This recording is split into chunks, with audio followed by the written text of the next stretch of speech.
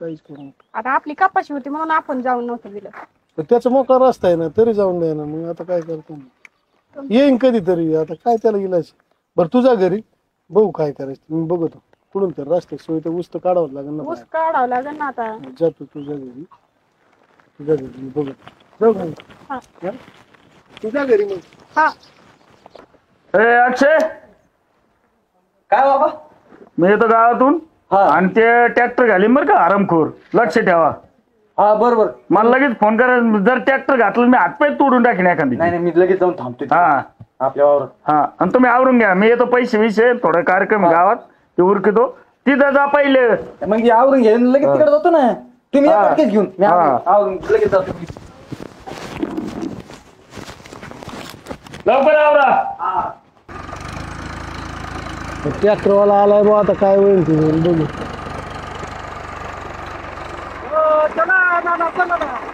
जायचंय बाबा, बंद कर ना 5 मिनिटं. काय आलं?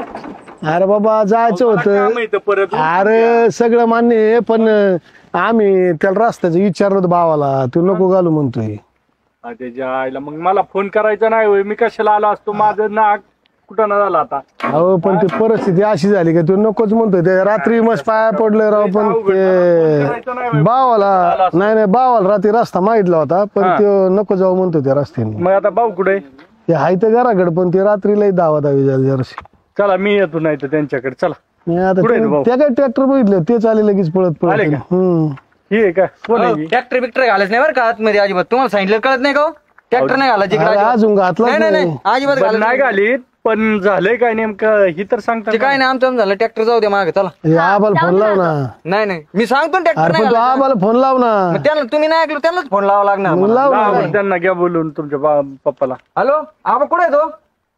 गावात इकडे या बरं. काय आलं? यांनी आणलंय तो ट्रॅक्टर नका घालू म्हणलं तरी 17 वेळा इकडे येते तर. बरं आलो काय नको म्हणू. हा या लवकर. वराच्या अंगातच लय गुरमी दिसते.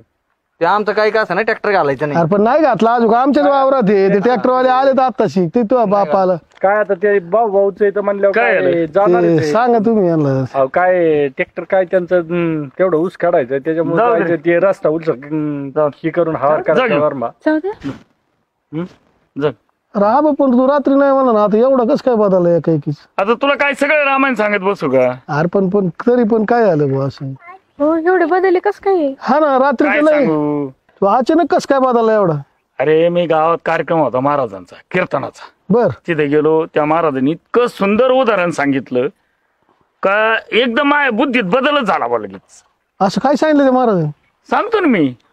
त्याने सांगितलं जर 3 लोक तिने पळायला लावले रस्त्याने, जेवढं किलोमीटर पळन तेवढी इष्टेट तुम्हाला. हा त्याच्या आईला. आणि मग 2 जण मध्येच थकले. ते म्हणले आपल्याला नाही पळायचं बा, आपल्याला घरचं भरपूर आहे. पण एक जण म्हणला आयला मला शेती कमी, मी पळवतो. 10 किलोमीटर गेला. 10 किलोमीटरची इस्टेट सगळी त्याला. 10 एकर.